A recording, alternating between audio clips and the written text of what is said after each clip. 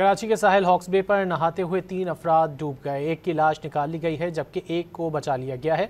मजीद जानेंगे don news के नुमाइंदे फैसल हुसैन से। फैसल, क्या तफसीलात हैं?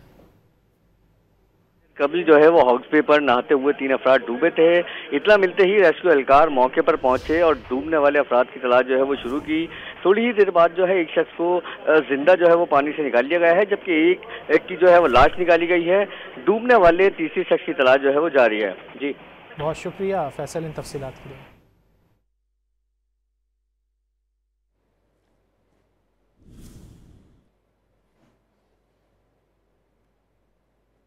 कराची के साहिल हॉक्स बे पर नहाते हुए 3 अफराद डूब गए। एक की लाश निकाल ली गई है जबकि एक को बचा लिया गया है। मजीद जानेंगे डॉन न्यूज़ के नुमाइंदे फैसल हुसैन से। फैसल, क्या तफसीलात हैं?